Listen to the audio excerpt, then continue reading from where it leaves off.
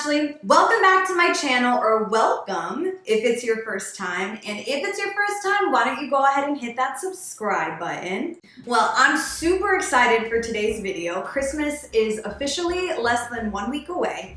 And if you're like me, you haven't finished Christmas shopping yet. And if that's the case, today's video is going to be a real treat because we're going to be making 3 last-minute DIY Christmas gifts that are pretty easy to make right from your home. You're probably wondering why I have a bunch of random pieces of wood in front of me, and that's because our very first project is going to be a blanket ladder. I've been dying to make one of these, but I haven't really found the perfect spot for it in the home up until now. So I'm pretty excited. The very first thing that you want to do is figure out your measurements. And for me, I knew the exact spot of where I want it to lie. So for this one, my measurements are going to be a little bit odd or atypical, but just do, whatever is going to end up working for you. For me, my height of the ladder is going to be 4 feet and 8 inches tall. And then I'm going to have 3 steps going down the center that are going to be 1 foot and 2 inches wide. Once you've figured out the dimensions on that side, the next thing we want to do is figure out the distance between each of the steps on the ladder. So I'm actually going to go through and make those marks now. I have all of my wood pre-cut, so put that to the side. I'm just going to grab a measuring tape. For me, I know I want the first step to be 3 inches from the top, so that's what I'm going to make as my first mark. Now I'm only going to be marking on 1 plank because I'm going to drill completely through the 2 of them, and I'm going to hold them together with bar clamps. I'll show you guys that later. So I'm just going to go make my very first mark 3 inches down. And then what I decided for distance in between each one, I think I'm going to do a little bit over 1 foot, kind of keep it in line with the size of the steps. I think I'm going to do 1 foot and 2 inches spacing in between each one. Once you've made your marks kind of going down, the next thing you want to do is just take regular ruler, and what I'm doing is just 1 straight line across, and then I'm marking the center where the 1/2 inch point is, so I can drill directly in the middle.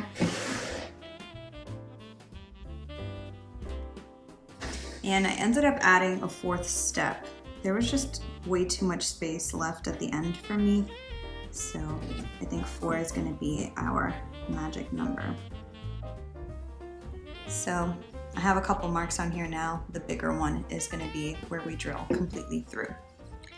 All right, so right where we made that little mark of the center, we're just going to drill. I have a drill bit right at the top of the drill, and we're going to drill completely through to both sides. There we go. And we'll keep copying and pasting that.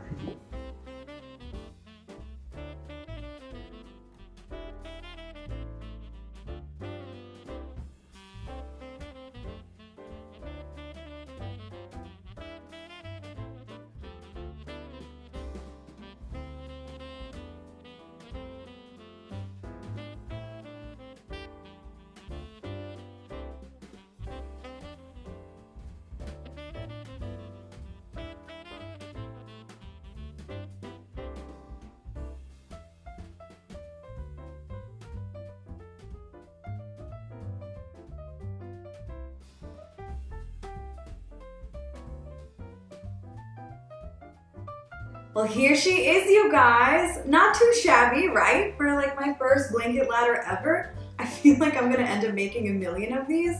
If you're my friend and you know me personally, I can make you a blanket ladder now. The best part about something like this, and you guys know I love this, when projects are highly customizable. So at this point, the entire thing is assembled. You can choose to stain it, you can paint it, you can beat it up and kind of give it that like rustic wood feel. You can do all different types of things to the ladder to make it your own, or for the person that you're gifting it to.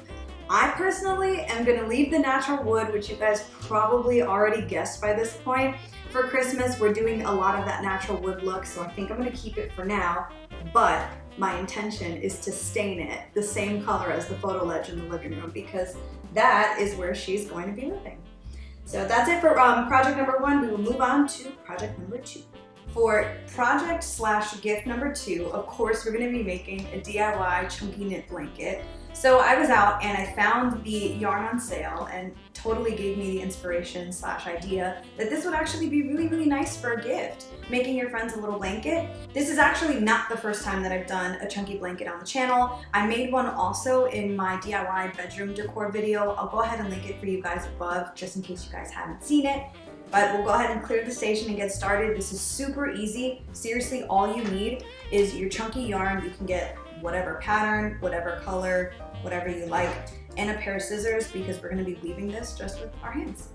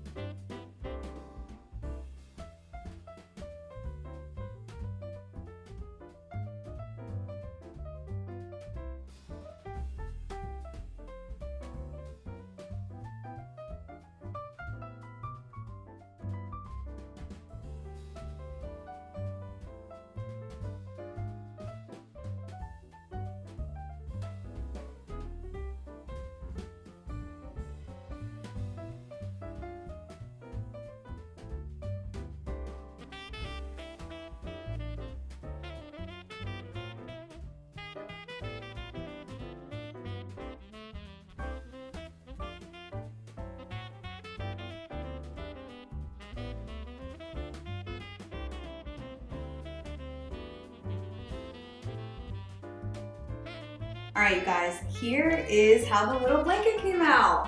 And I absolutely love it. I want you guys to get into this super cozy texture of clothes. But how cute. They're like a little bow around it and it's the perfect Christmas gift. I decided to make this one a little bit smaller, so I only ended up using 2 skeins of yarn. They were somewhere between 8 to 10 ounces, I can't remember. But I wanted to make it smaller, and you guys will see why at the end of the video, so make sure you stay tuned. I'm gonna put this one aside and we'll move on to our final project / gift of the day. All right, for gift / project number 3, we're actually gonna be making DIY candles. And this is a partial DIY because, as I mentioned, these are all last minute gifts and I absolutely do not have enough time to master the art of candle making from scratch at home.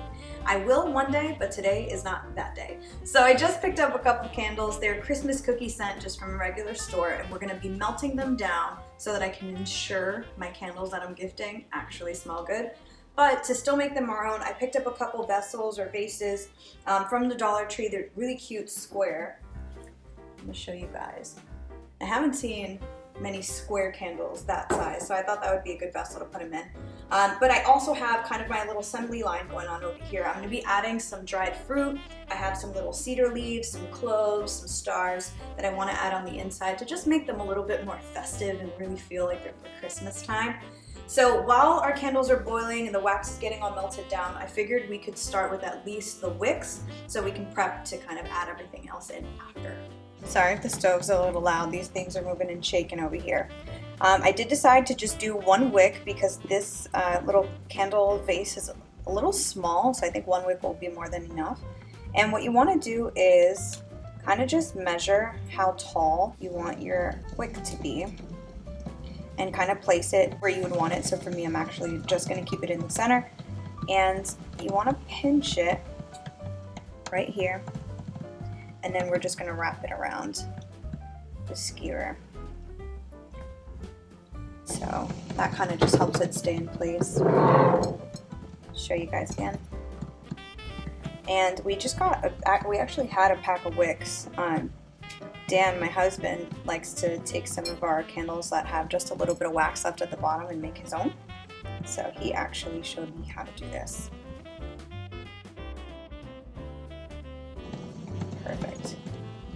So it should kind of sit in there like that, you guys can tell. Okay, so a little hack. I'm still waiting for the candles to fully melt down. They are pretty big, but you know we have our wicks kind of waiting. What you can do is, while it's melting, take the bottom of your wick, lightly dip it in the wax.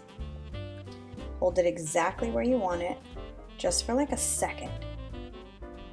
And it's gonna dry perfectly in the center so that when you pour the wax on top, you don't have to worry about it kind of moving.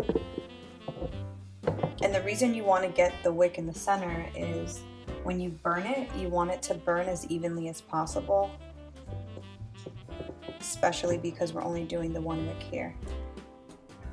And then you set them aside, and this is essentially what they end up looking like. So it's pretty good in there and ready to get our wax poured in eventually.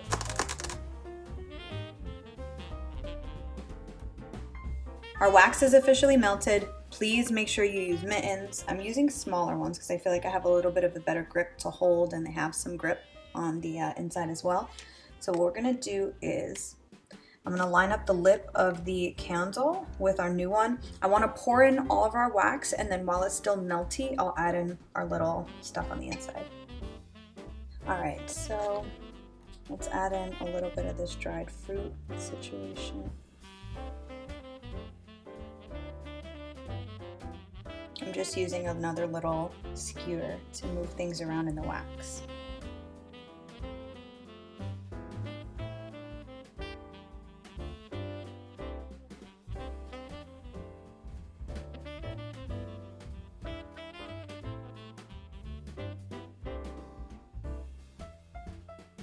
All right, so our candles finally dried over. I'm just gonna go ahead and grab a pair of scissors, and we're gonna cut the tips of the wick.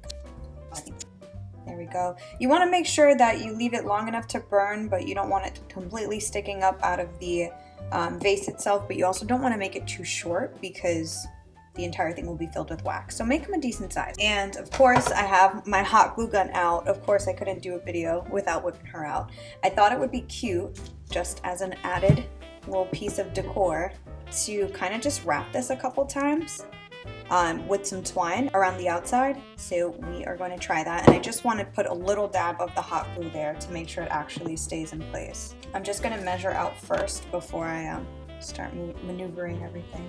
I feel like that's about cute. So that's 3 times around with the jute cord. All right, so figure out where you kind of want the back of the candle to be, and that's where we're going to put our first dab of glue. I'm just trying to line them up evenly to make sure we have the center back here.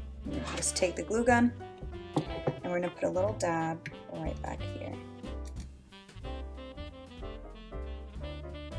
And we're just going to tie a little knot in front.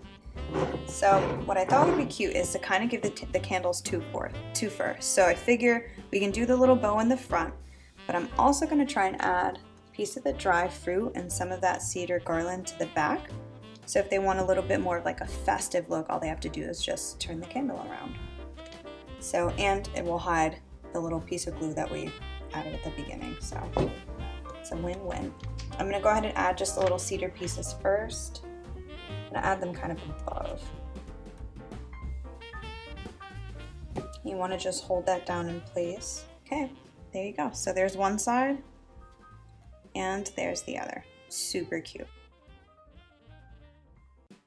Well, you guys, that is it for today's video. Those are all of my ideas for some last minute DIY Christmas gifts, and I really, really hope you enjoy. Let me know in the comment section below which of the gifts you would like to receive for Christmas. As always, like this video, subscribe if you haven't already, and I will catch you guys in the next one.